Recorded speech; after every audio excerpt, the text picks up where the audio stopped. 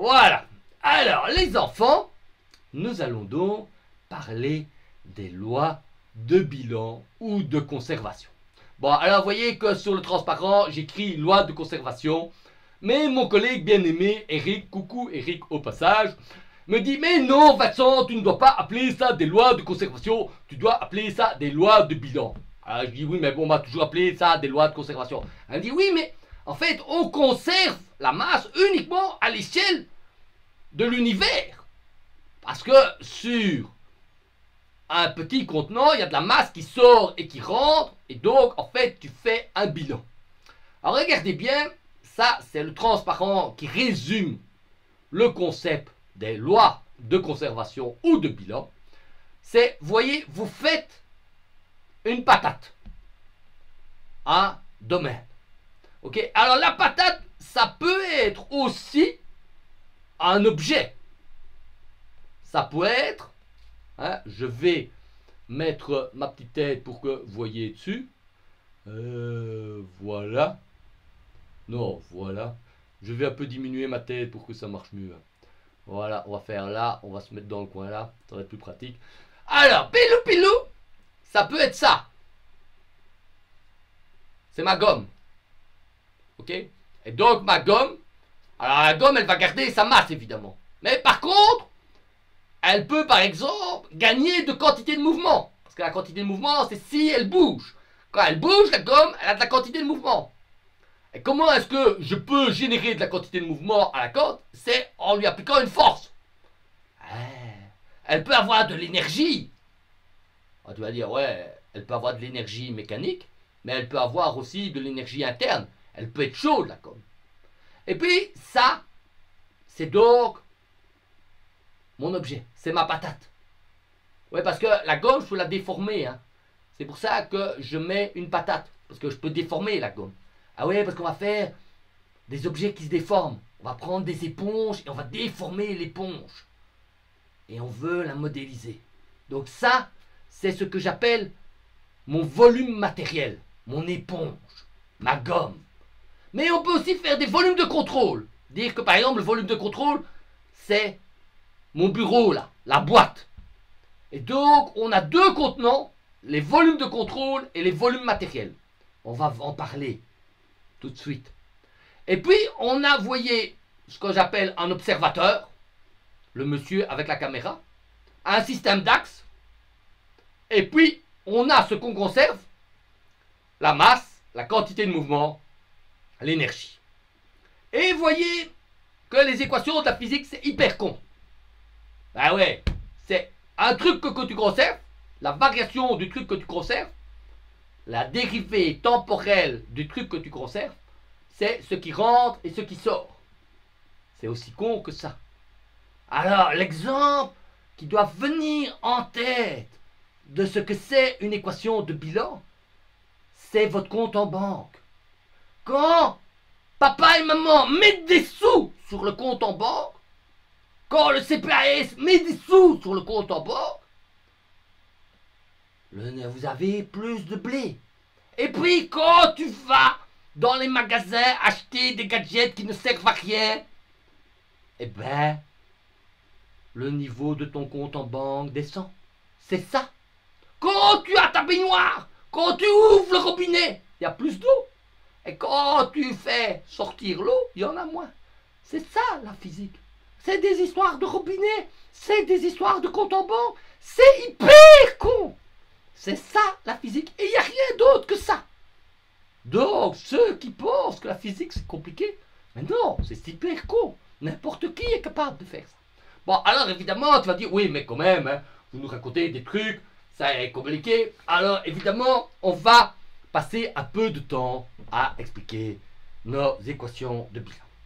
Hein, là, voilà. Alors vous voyez, j'ai des petits dessins ici. Avec les petits dessins, c'est le résumé. Vous voyez, le petit dessin là avec les patates, c'est le résumé de la quantité, de la totalité des équations de comportement. Des équations de conservation. Et vous voyez, c'est ce que j'ai mis en orange, c'est les équations de conservation.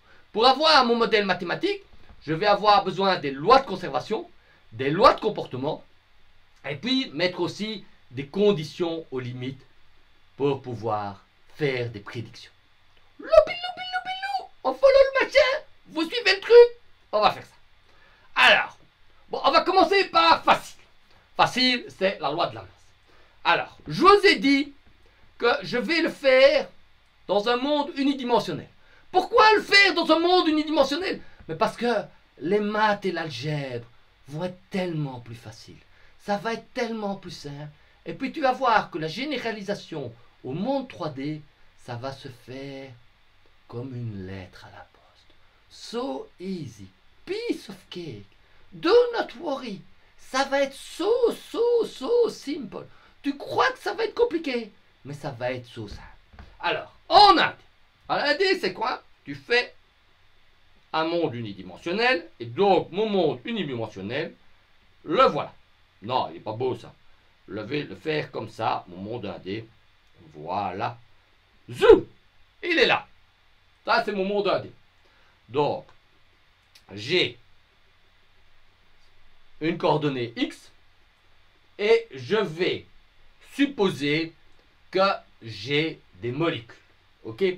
Donc, des points, des molécules qui sont comme ça. Là, là, là, là, là, là, là, là, là. Ok? Alors, je vais me mettre à une position précise. Pelou, tu te mets ici à une position précise. Voilà. Et à cette position précise là, je vais définir ρ x de t. Ok? Alors, comment est-ce que j'ai défini ρ x de t? Ben, c'est simple, les enfants. Ρ x de t, je l'ai défini de la manière suivante. J'ai fait un échantillonnage sur une petite taille qui est petite par rapport à ce que j'observe.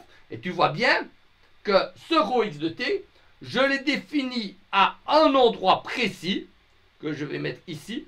Et cet endroit précis, je vais l'appeler un point matériel.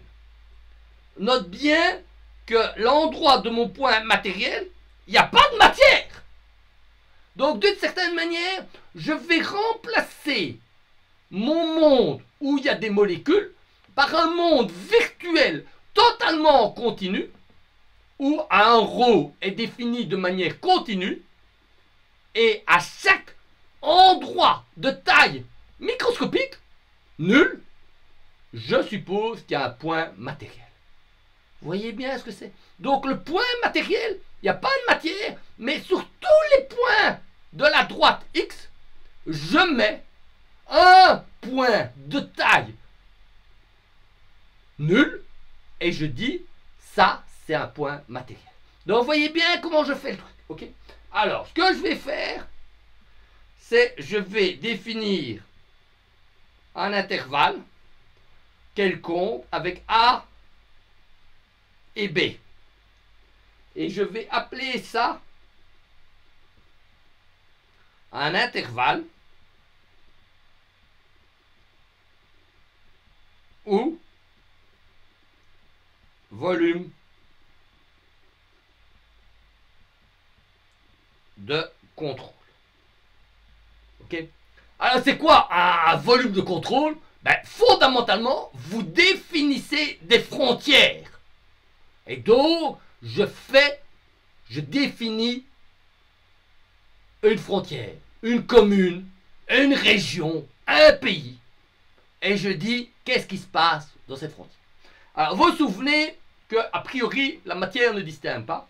Et donc, pour écrire la conservation de la masse, je dois regarder quelle est la vitesse du point matériel sur les frontières. Et, ouais, j'ai donc deux fonctions.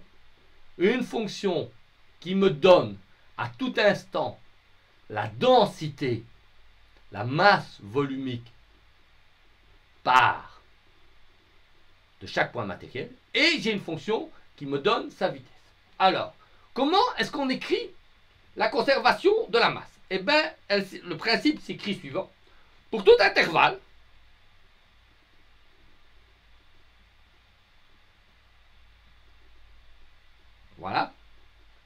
l'accroissement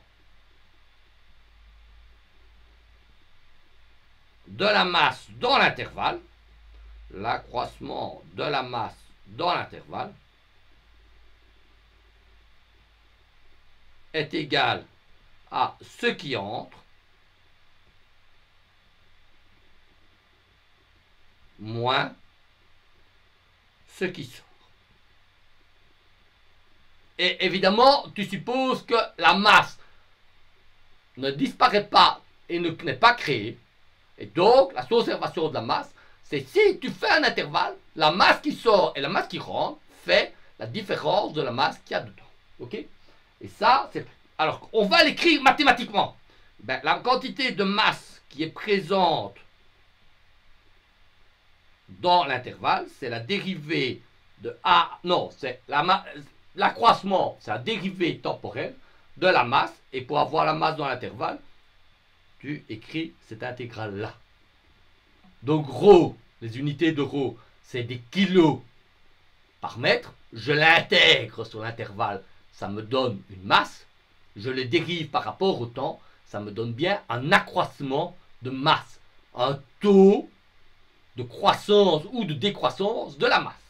Et ça me donne ce qui rentre, et tu vois qu'en A, avec une vitesse telle que je l'ai indiquée, donc quand tu vas vers la droite, la vitesse est positive, ça fait rho A VA moins, et en B, évidemment, ça sort, ça fait rho B VB. Ok? Et ça, c'est le principe de conservation de la masse. Hein, comme c'est un beau principe, je vais lui mettre une petite boîte. Pilou. On se conserve. Voilà. Tu suis le gamin? Tu es prêt? Tu as compris? Pilou.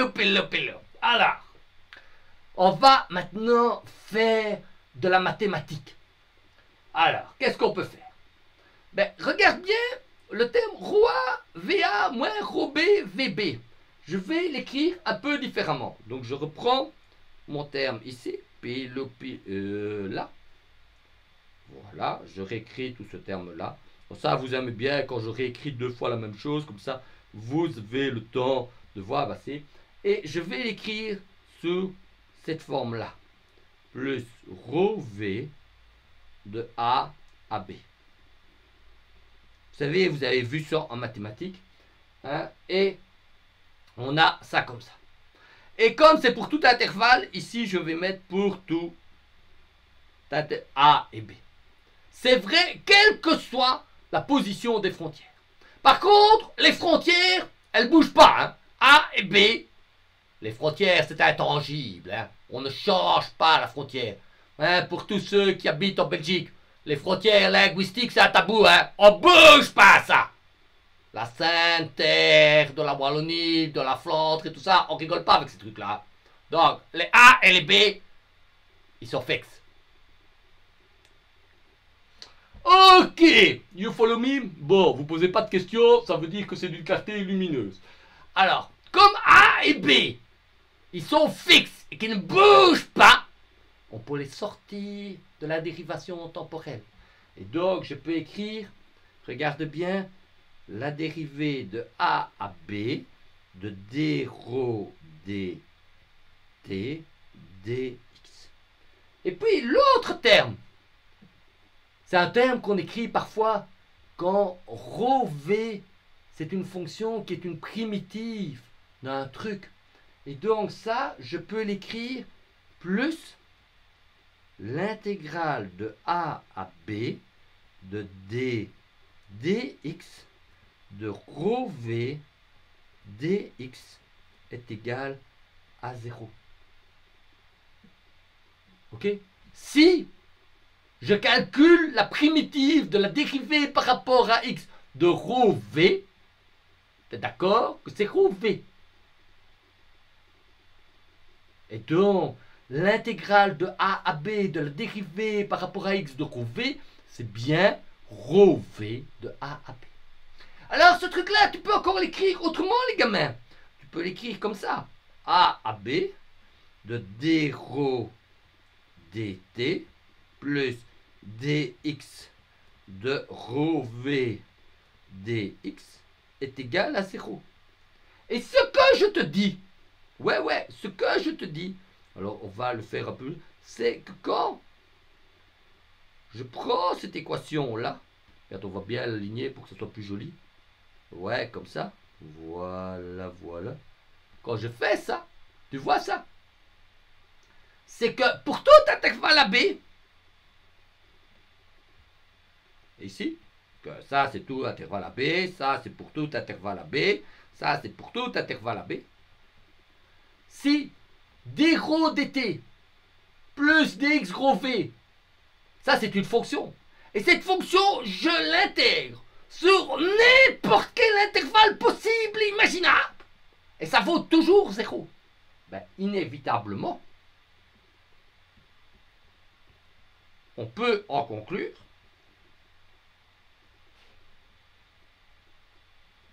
que, on va l'écrire en noir, ça va être plus joli, que d rho dt plus dx de rho v est égal à 0. Et donc, vous voyez, j'ai remplacé une équation intégrale qu'on va appeler la forme globale du bilan du principe de conservation des masses par une équation locale qui est une équation au dérivé parfait, au dérivé local. Donc ça, c'est ce que j'appelle la forme pilou. Ouais. Plop, plop. Ça, c'est la forme globale. Et ça, c'est la forme locale. Alors, regardez bien ce transparent. Regardez bien ce transparent. Regardez bien. Regardez la flèche. Elle va dans un sens. De la forme globale, j'ai déduit la forme locale. Et elle va dans un sens. Et il y a une hypothèse qui doit être vraie pour que je puisse aller du dessus vers le bas. C'est quoi l'hypothèse mathématique que je dois utiliser pour pouvoir dire que ce qui est au-dessus entraîne ce qui est en dessous? Qui peut me dire l'hypothèse mathématique qui est nécessaire pour pouvoir passer de l'équation du dessus à celle du bas? Ouh, un grand silence se fait. Ok, je vais bien rappeler ici ce que c'est rho x de t. Hein, j'ai le monde qui est linéaire comme ça. J'attends ma réponse. Hein, moi, pas de réponse, ça veut dire que c'est quoi, hein? J'ai les molécules qui sont comme ça. Voilà. Ça, c'est mes molécules. Ouais, ouais. Ouais! Yeah, petit Junger, ça a raison. C'est en effet l'hypothèse de continuité. Ah ouais, c'est pas pour rien que j'ai passé du temps à parler du milieu continu. C'est si ρ et v sont des fonctions continues. Ouais, continues. C'est la clé pour pouvoir passer. Donc voyez bien, le principe de conservation de la masse, c'est ce que j'ai écrit en français au-dessus. C'est pour quel intervalle quelconque j'intègre le ρ pour avoir la masse. C'est fondamentalement la dérivée temporelle de la masse inclue dans le volume de contrôle est égale à ce qui rentre et ce qui sort. Ça, c'est une formulation intégrale. Et pour passer d'une formulation globale sur un volume de contrôle à une formulation locale en un point matériel, il faut que ρ et v soient continus. Ouais, sinon comment tu peux écrire dx si c'est pas continu? Ok? Alors voyez bien que le point matériel il est ici. là, pour bien voir la différence entre le concept d'un point matériel et d'une molécule comme ça. Hein, donc je le définis comme ceci en X, et j'ai bien mon volume représentatif qui est défini comme ça. Ok? Et l'échelle, la séparation des échelles, suppose bien que j'analyse des trucs qui se passent à une échelle supérieure du volume représentatif. Ça va? Vous followez? Bon, alors j'ai raconté ça. J'ai dit qu'il y avait le volume matériel, et maintenant je voudrais parler du volume de contrôle, le volume matériel. Alors on va parler un peu de ça parce que c'est important. Alors donc, j'ai un volume matériel. You follow me? On va faire ça, piece of cake, doucement, sans s'énerver. Alors, tu fais ça, comment ça marche? Le bilou, ça marche comme ça. Je définis un truc comme ça, qui va devenir un truc comme ça. Ok? Donc, ce que je fais, c'est j'ai un volume à l'instant 0. Voilà. Et ce volume, il est composé de plein de points matériels. Attention, les petits points ici, vous voyez, il y en a une infinité, je les dessine, mais c'est plus mes macromolécules. Ça, c'est des points matériels. Et tu te souviens que les points matériels, c'est pas des molécules, parce que les molécules, elles vont dans tous les sens, avec le mouvement brownien et tout ça. Hein? Les points matériels, c'est des points que j'ai mis côte à côte. Ça va? Et les points matériels, ils peuvent bouger. Ah ouais, parce qu'ils ont une vitesse. Et donc ici, j'ai un A0 qui est là, la frontière, et un B0. Et ça, c'est à l'instant t est égal à 0. Et à un autre instant, ces points matériels vont bouger. Attention, ils peuvent bouger, mais comme ils sont continus, et que leur vitesse est continue, ils peuvent bouger, mais ils vont tous bouger en respectant l'ordre. Ils peuvent pas. Tu vois, les points de la droite, il n'y en a pas un qui peut sauter d'un derrière l'autre. Donc, typiquement, s'il bouge, il bouge comme ça. C'est-à-dire que celui-là, il va aller là. Celui-là, il va aller ici. Celui-ci, il va aller là. Et on va supposer que B0, il va aller là. Et donc, les points, ils se sont mis là. Donc ça, c'est B de T. Celui-là est là. Celui-là est là. Celui-là est là. Ouais, et A, on va dire que A, lui, il a fait, il est venu comme ça. Youf. Ok.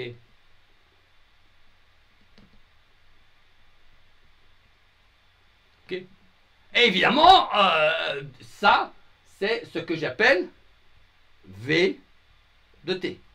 Donc le volume matériel V0 s'est transformé en V de T. Ben, par exemple, tu as pris l'éponge et tu l'as étendue, tu l'as dilatée, et donc elle est plus longue. Ok? Notez tout de suite que les objets n'aiment pas être dilatés. Je ne sais pas si tu te souviens, par exemple, des supplices moyenâgeux où on mettait quelqu'un entre 4 chevaux, qu'on faisait tirer dans les 4 directions.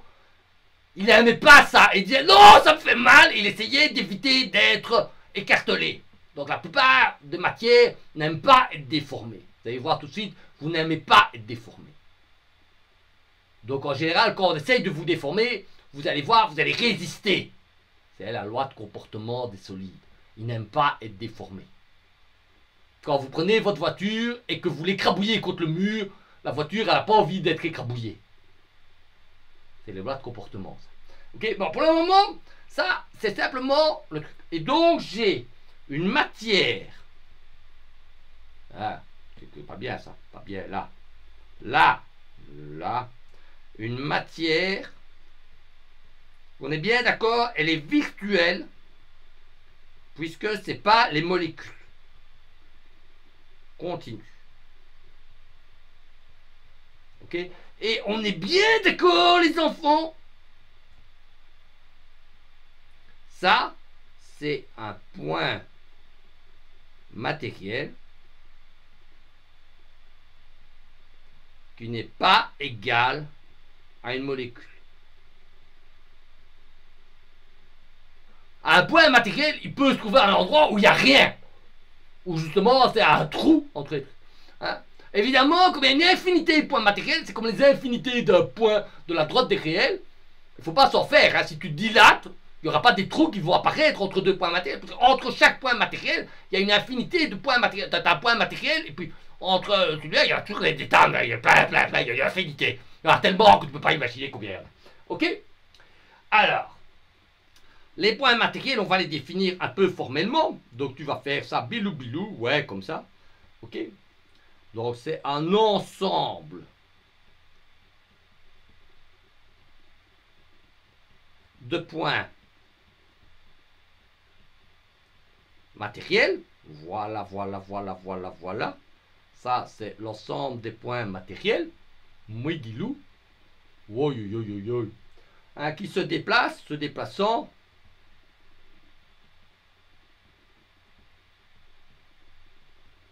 avec une vitesse macroscopique. Voilà une vitesse macroscopique. Macroscopique, c'est donc pas la vitesse des molécules. C'est bien ce que je dis. Alors, la manière dont je vais écrire le champ de vitesse, on va quand même un peu faire, ben, c'est un vecteur. Voilà. Je mets un petit tilde pour dire que c'est un vecteur. Ça dépend de la position, x.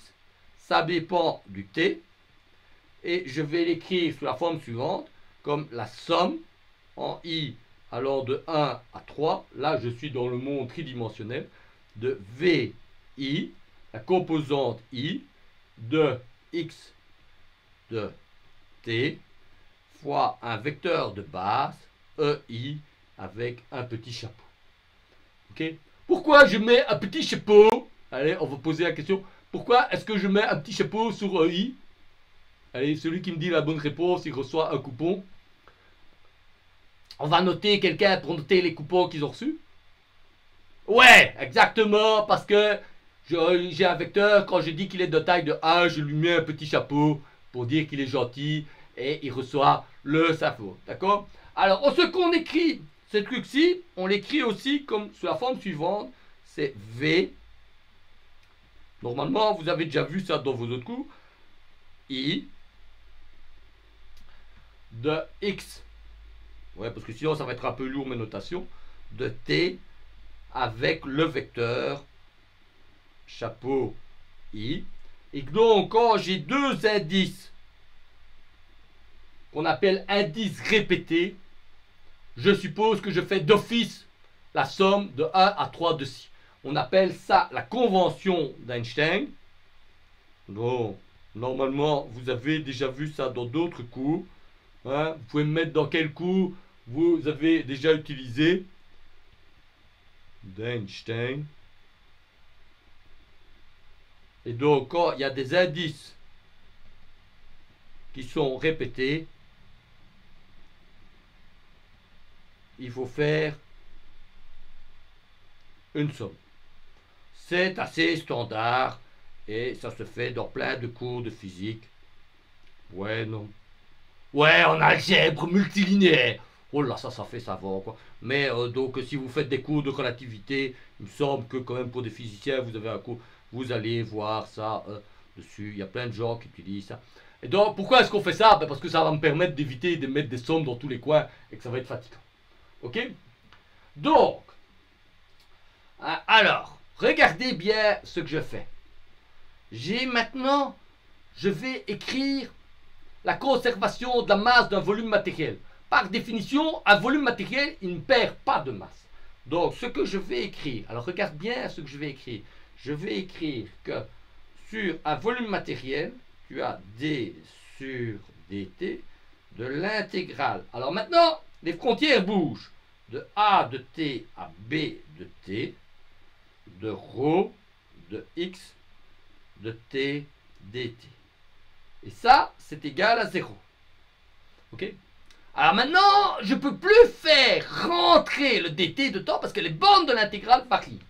Alors fondamentalement, ce que tu as, c'est, tu as une quantité comme ça. qui varie en fonction du temps.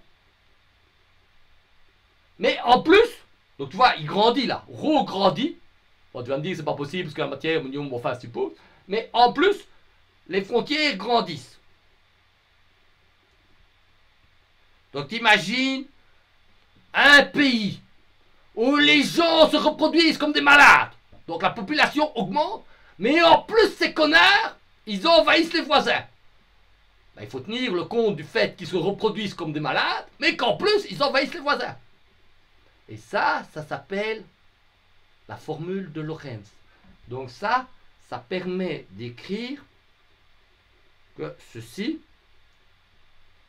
là, ça s'écrit comme la dérivée de a de t de d rho dt, avec un dx évidemment, plus quoi? Plus le fait que le côté a grandit. Donc ça, tu as rho b plus la position de dx dt, la variation de la frontière en b. Et ça, c'est rien d'autre que la vitesse en b. Plus, ah ouais, parce que les points matériels, ils bougent. Plus rho a dx dt. Et ça, c'est la vitesse en a. Et si tu regardes bien, si la vitesse en a est calculée de cette manière-là, je dois mettre ici un petit moins. Ok? Et donc, j'obtiens bien exactement la même formule que ce que j'avais fait avec un volume de contrôle. Donc, le principe, l'équation intégrale, que je la traite sur un volume matériel ou un volume de contrôle, ça va me donner la même expression locale. Évidemment, dans les deux cas, je dois utiliser le fait que pirlou, j'ai, tu sais quoi, un volume, une fonction continue. Ok. Bon, ça va être la première étape qu'on va faire. Maintenant, on va faire une deuxième.